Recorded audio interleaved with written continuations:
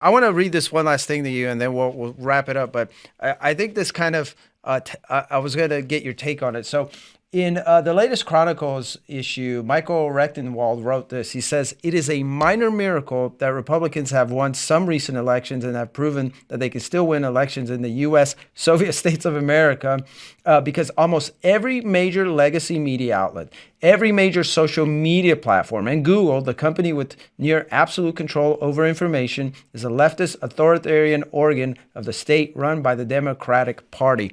So do you think that's more a testament to the fact that the Democratic Party, the left is their ideas are so terrible and so asinine, and that Republicanist ideas are so naturally appealing?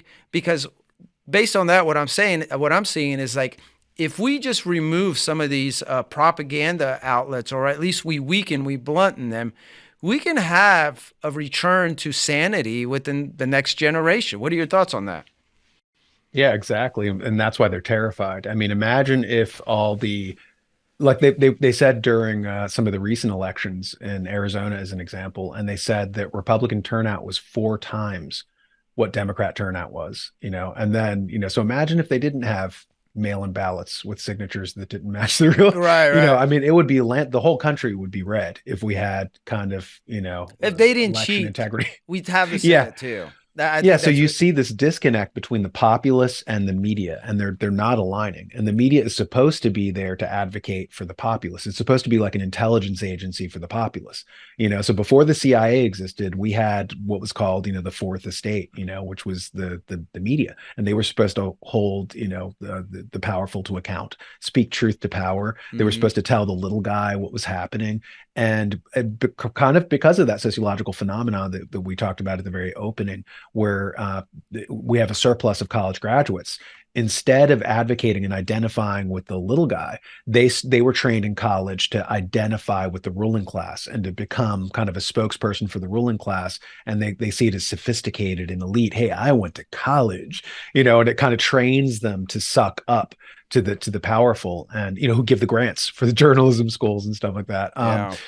So the power dynamic has really changed, because the quality of the journalists has really changed. I have a friend who's 19 and he's going to a journalist class, and he sends me some of the stuff that he has to sit through. And he's just like, for instance, one of the lesson plans was, okay, if you're going to report on Father's Day, why don't you report two gay fathers with an adopted black child? That was literally what the lesson plan said. And the teacher also told him, you need to make white people feel uncomfortable. That's your job. And so this bumper crop of kids are being just raised Good to God. like do social justice kind of propaganda, No and matter the it's major, huh?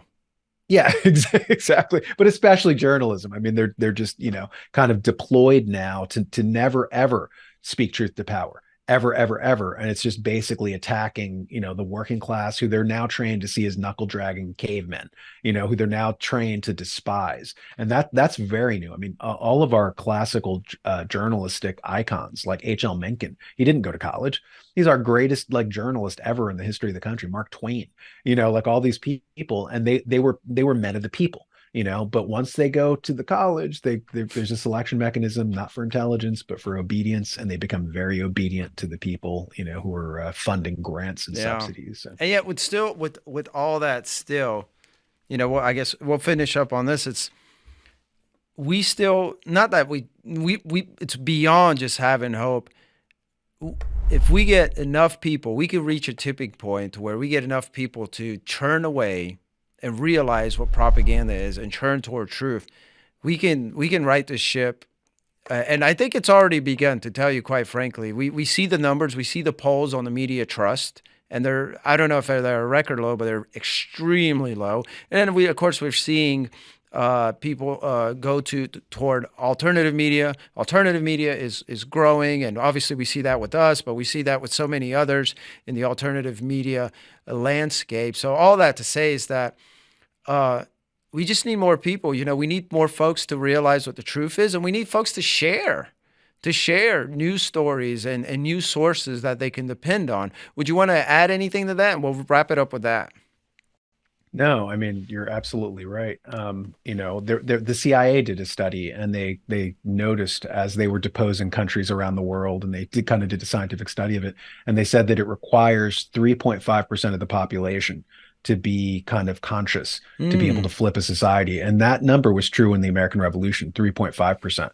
And there was a gentleman named David Goldberg, and he said behind the scenes, they're panicking because of social media and the ability for normal people to communicate with each other through YouTube and all these other platforms, that it's now up to 17%, and they're panicking and they're like locking down the society because they're people are Mm. waking up. We are winning. Like for instance, like the John Birch Society. Before the John Birch Society, the average person wasn't aware of globalism. The average person wasn't. I mean, these are mainstream ideas now, or the Federal Reserve not being federal or reserve. And these like there was an article I think you Paul kind of did it in a compendium about some mainstream media legacy thing saying that the John Birch Society concept is now the mainstream. So we're winning and they're Yeah. panicking. They've done several articles on that, and then last year and the year before, I think one was called "We All Live in the John Birch Society's World Now," is written by the New That's it. Republic. Yeah, and then there is one called "The Birchers Never Left." I think it's by the same outlet. And then Salon did a few. One titled something to the degree like it was, I don't know, it was lumping Alex Jones and all these folks, and they're like, here you can thank the John Birch Society for all of this, what's happening. And we're proud of that. Not that we're not.